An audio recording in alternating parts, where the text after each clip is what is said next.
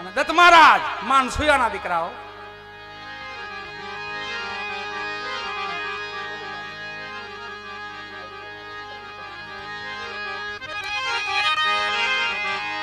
पहाड़ों के बीच में गुजारा करेंगे गुजारा करेंगे पहाड़ों के बीच में गुजारा करेंगे गुजारा गिरनारी गिरनारी पुकारा करेंगे गिरनारी गिरनारी पुकारा करेंगे મારા મુકાને તાલુથી વધાવાલા પ્રેમથી મુકેશભાઈ બારોટ આપણો નવતરવરીયો યુવાન છે અને અટાણા ભાંગી નાખે તબલામાં ગમે એવા ગાય કોઈને આમાં પણ મારો મુકલો થાકે નહીં આપણે મૂકી દઈએ પણ એનો મૂકે નામ જ મૂકો આપણે સવાર પેડે મૂકી દઈએ મુકાવે જાય છે રામપતિ ઈ કે નહીં હજી વગાડું કયો છે એવા મારા ભજનાનંદી રસિકગીરી બાપુને પ્રેમથી તાલીથી વધાવો આપણા મહાપુરુષોને બધાને વધાવો એવો મારો કિશન બેનજામા કિશન બાબરિયા આ બધા રસિકગીરી બાપુના ડાયા દીકરા છે આખા કોરોનામાં કોઈ ભજન નહોતું કરાવતું લોકડાઉન કિયા જાય અમારા રસિકગીરી બાપુ ખોલ નાખ્યું લોકડાઉન ખોલાવો જાય 2 વર્ષ ભજન કર્યા કલાકાર કોઈ કહેતું નતું અને બાપુ કીધું મારા દીકરા હાઈલા જાવો ભજન કરતા કરતા મરી જાવ તે ગોર્યા મરશું તો ભજનમાં ને હાલ્યા આવો પણ નહીં આપણી ભૂમિને કાંઈ ડરવાની જરૂર છે નહીં હા સામે ક્યાંક અગન જાળ જળતી હોય ને વાલા તો એની વરાળું તો લાગે એટલે વરાળથી કંઈ આપણે દાજી ન જાય મરી ન જાય એવી વરાળો ધીમે ધીમે ભલે લાગી રાખે પણ ગુજરાતની ભૂમિની એમ આવા ગામડાની ભૂમિ છે ને અહીં તો ભજન પીડ્યું છે વાલા પેઢીઓના ભજન પીડ્યા છે गिरनारी गिरनारी पुकारा करेंगे पहाड़ों के बीच में गुजारा करेंगे पहाड़ों के गुजारा गिरनारी पुकारा गिरनारी